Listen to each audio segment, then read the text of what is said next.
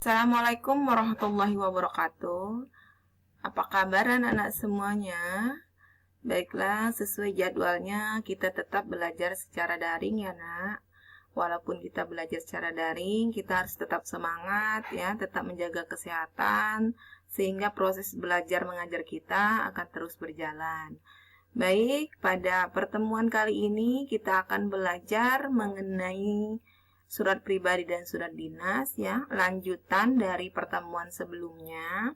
Kalau pertemuan sebelumnya Ibu meminta anak-anak semuanya untuk membaca ya dan memahami struktur dari surat pribadi dan surat dinas ya. Kita belajar menelaah. Makanya Ibu minta fotonya pada saat belajar. Oke, pada minggu ini kita akan belajar mengenai cara menulis ya, menulis surat pribadi dan surat dinas dalam bentuk kertas atau email ya. Jadi tujuan pembelajaran kita, peserta didik dapat menulis surat pribadi dan surat dinas dalam bentuk kertas. Oke, sekarang anak-anak untuk materi ini itu pada halaman 268 sampai dengan 270.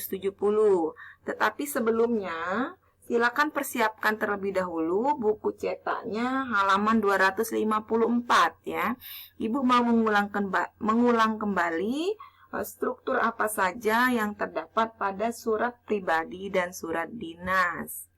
Oke, sekarang kita akan mengulang terlebih dahulu materi sebelumnya ya, mengenai struktur surat pribadi dan surat dinas ya.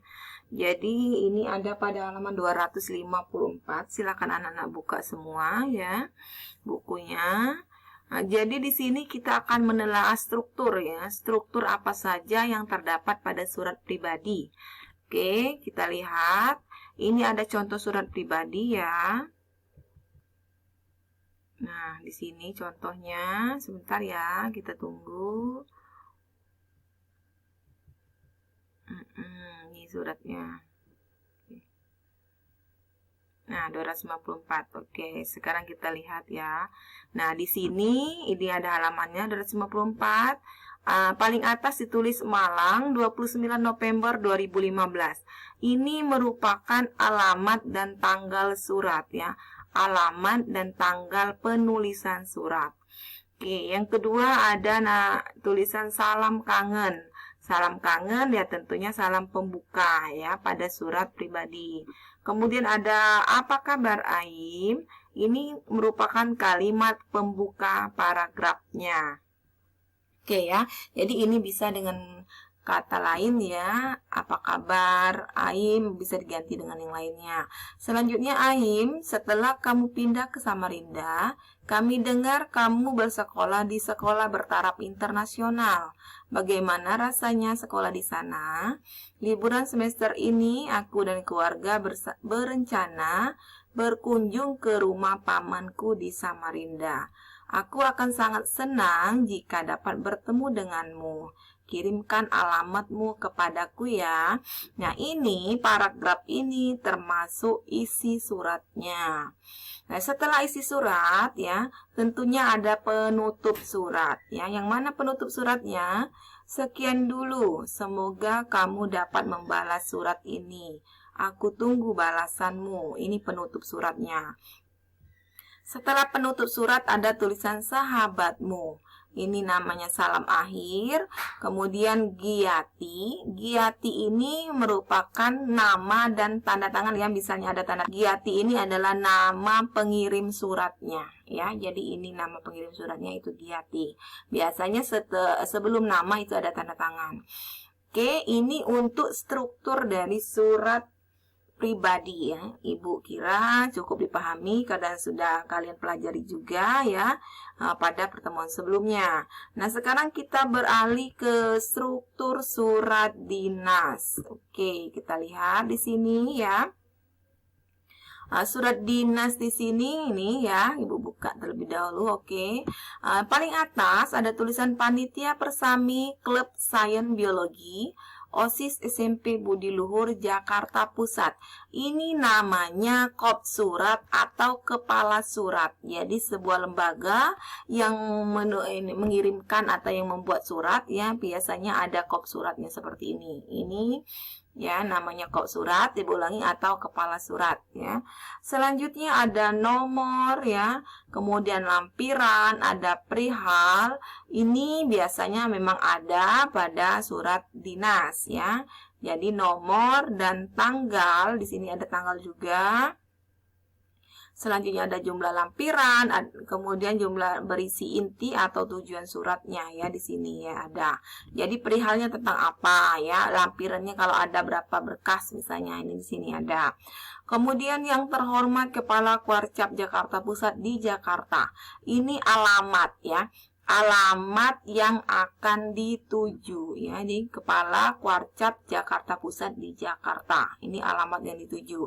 Selanjutnya ada dengan hormat. Dengan hormat ini tentunya salam pembuka pada surat dinas biasanya ya. Beda ya dengan salam pembuka pada surat pribadi. Selanjutnya ada sebuah paragraf dalam upaya untuk lebih mengenal sampai dengan pada tanggal 4 sampai 5 Juni 2015. Ini namanya paragraf pembuka. Perhatikan ini paragraf pembuka. Selanjutnya ada paragraf selanjutnya, kegiatan utama Persami adalah sampai dengan di sini ya, proposal kegiatan. Ini namanya inti surat ya. Ungkapan untuk itu kami ya, menunjukkan tujuan atau hal surat. Jadi di paragraf ini ada intinya. Jadi surat kita itu intinya tentang apa ya. Ini namanya inti surat. Selanjutnya itu ada atas perhatian dan dikabulkannya permohonan ini, kami mengucapkan banyak terima kasih. Ini paragraf penutup ya, paragraf penutupnya. Setelah paragraf penutup tentunya ada mengetahui kepala sekolah ya, kemudian hormat kami, ada ketua panitia yang menulisnya ya. Ini namanya salam penutup ya, yang hormat kami ini salam penutup. Kemudian ada tanda tangan kepala sekolah di sini ya, mengetahui ke Kepsek atau kepala sekolah dapat dicantumkan untuk memperkuat nama dan tanda tangan pengirim ya. Jadi pengirimnya ini Sophia Nazila merupakan ketua panitianya, kemudian mengetahui kepala sekolahnya ya, Dr. Andes Waras. Oke, sekarang kita lanjutkan materi hari ini. Oke, anak-anak semuanya, sekarang kita langsung ya menuju ke materi kita pada minggu ini, itu mengenai cara kita menulis surat pribadi dan surat dinas dalam bentuk kertas ya. Nanti dalam bentuk email, nanti ya, email ini surat elektronik yang dikirimkan dalam bentuk email. Oke, sekarang ya kita akan lihat ya. Ini ada pada halaman 268, silakan dibuka ya. Menulis surat pribadi. Tentunya surat pribadi itu dikirimkan oleh seseorang kepada orang lain ya, itu surat pribadi. Pastinya ya ada tanggal suratnya, kemudian ada salam pembuka, ada isi, ada penutup, dan ada nama pengirim surat dan tanda tangan. Sudah Ibu jelaskan sebelumnya. Oke, nah sekarang kita lihat ada tabel. Tabel ini yang pertama tentunya bagian surat pribadi ada alamat dan tanggal surat. Jadi kalau kita menulis surat pribadi tentunya di mana, misalnya Palembang, tanggal berapa, 18 ya Januari 2015 ya, ini contohnya. Oke, kita buat alamat dan tanggal surat terlebih dahulu. Selanjutnya yang kedua ada salam pembuka. Salam pembuka itu bisa salam kangen, bisa salam hormat, bisa assalamualaikum warahmatullahi wabarakatuh, bisa selamat pagi, selamat sore, selamat siang. Ya, ini salam pembuka. Kemudian kalimat pembuka ya pada paragraf pertama. Biasanya halo, apa kabar? Saya tulis surat ini ya, atau hai, apa kabarnya? Seperti itu ya. Selanjutnya yang keempat itu isi surat. Isi surat itu bagaimana, contoh ya di sini bagaimana kalau ketika saya di sana kita bermain di kedupan. Nah, jadi ini isi surat, intinya kalian itu mau menyampaikan apa melalui surat tersebut. Ya, jadi kalian tulis pada isi suratnya berupa satu paragraf biasanya. Oke, setelah isi surat itu ada namanya penutup surat. Sekian dulu surat saya, sekian dulu kabar dari saya. Ya, kalian rangkai kata-katanya penutup surat. Oke, penutup surat biasanya satu paragraf juga. Kemudian salam akhir setelah penutup ya.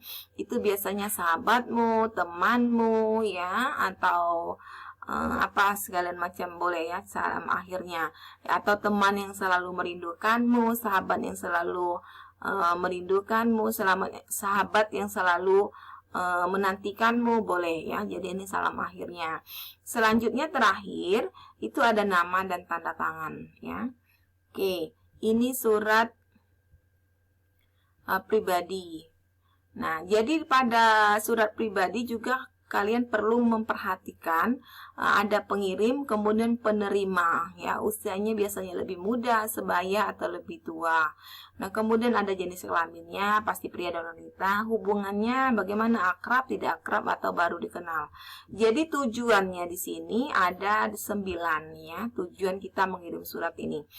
Pertama bisa mengundang, kemudian kedua bisa mengajukan permohonan, kemudian bisa menjawab undangan, bisa merencanakan sesuatu dengan orang lain, bisa memohon maaf.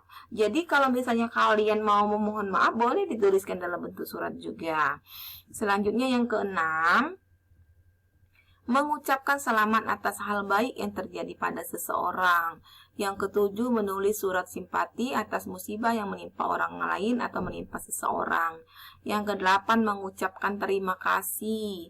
Yang kesembilan, mengabarkan atau memberi informasi. Oke ya, itulah harus yang diperhatikan dalam menulis surat. Nah, sekarang untuk tugasnya ya. Tugasnya kalian menulis surat pribadi. Surat pribadi isinya apa? Nah, isinya misalnya kalian pilih, kamu sangat terkejut dan sekaligus gembira karena mendapat hadiah ulang tahun dari saudara sepupumu yang berada jauh di luar negeri. Boleh itu ya. Atau kalian pilih yang C ya, kamu mengucapkan selamat ulang tahun kepada ibumu atau kepada ayahmu dan harapan-harapanmu. Misalkan ayah atau ibunya itu di luar kota yang jauh tinggal dari orang tua, boleh memilih yang C ya, atau pilih yang A saja ya. Kalau yang B ibu kira tidak usah dipilih, tidak apa-apa. Oke, selain surat pribadi, ini pilihan pertama kalian menuliskan surat pribadi. Pilihan kedua, boleh kalian menuliskan surat izin ya. Kalau surat izin ini artinya bukan surat pribadi, karena di sini coba kita lihat. Kamu menjadi pemenang pertama dalam lomba mengarang yang diadakan oleh Kemendikbud. Untuk menghadiri acara penyerahan hadiah di Jakarta, kamu perlu minta izin tidak masuk sekolah. Buatlah surat permohonan izin kepada kepala sekolah untuk tidak dapat mengikuti beberapa mata pelajaran mungkin dalam beberapa hari jika kamu tidak tinggal di Jakarta. Jadi di sini Ibu ulangi tugasnya, menuliskan satu surat pribadi dengan pilihan yang A atau yang C, atau kalian pilih menuliskan surat izin. Surat izin ini artinya surat dinas ya, dengan kriteria yang sudah Ibu bacakan ini. Oke, demikianlah ya materi kita hari ini. Mengulang materi sebelumnya sudah, materi hari ini sudah Ibu jelaskan. Kemudian untuk tugasnya juga sudah Ibu jelaskan. Minggu depan kita akan ulangan harian mengenai surat pribadi dan surat dinas. Semoga video ini bermanfaat ya. Silakan belajar, jangan lelah untuk belajar, harus tetap semangat apapun keadaannya. Oke, demikianlah ya. Ibu tutup, Ibu akhiri. Wabillahi taufiq walhidayah. Wassalamualaikum warahmatullahi wabarakatuh.